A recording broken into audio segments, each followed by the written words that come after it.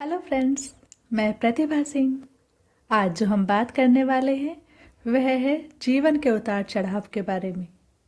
कितनी ही बार हम जीवन के उतार चढ़ावों से दुखी हो जाते हैं और परेशान रहने लगते हैं।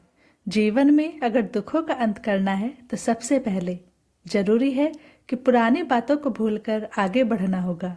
इसी को हम एक प्रसिद्ध भिक्षु की कहानी के माध्यम से समझते हैं।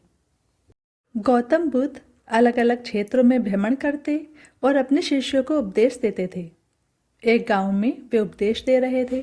बुद्ध ने कहा कि क्रोध ऐसी अग्नि है जिसमें क्रोध करने वाला खुद भी जलता है और दूसरों को भी जलाता है।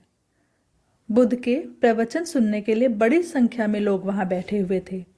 उन लोगों में बहुत गुस्से वाला एक व्यक्ति भी बैठा हुआ था। उसे ये बातें पसंद नहीं आई। वह अचानक उठा और बोलने लगा कि बुद्ध, तुम पाखंडी हो। बड़ी बड़ी बातें करना ही तुम्हारा काम है।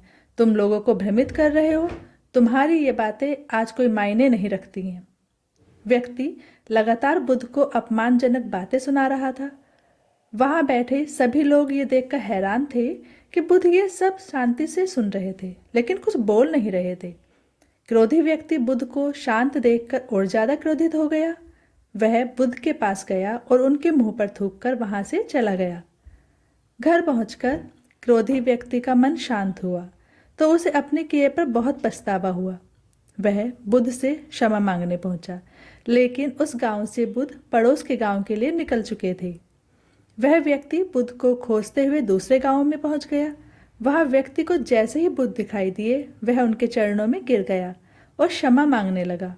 बुद्ध ने उस व्यक्ति से पूछा कि तुम कौन हो और क्षमा क्यों मांग रहे हो। उस व्यक्ति ने कहा, क्या आप भूल गए? मैंने कल आपके साथ बुरा व्यवहार किया था, आपका अपमान किया था।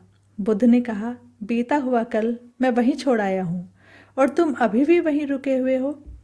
तुम्हें गलती पर पछतावा है, तुमने पश्चाताप कर लिया, अब तुम निष्पाप हो गए हो। बुरी बातें याद करते रहने से हमारा आज बर्बाद हो जाता है। इस आदत की वजह से भविष्य भी बिगड़ सकता है। इसलिए बीते हुए कल की बातों को भूलकर आगे बढ़ना चाहिए।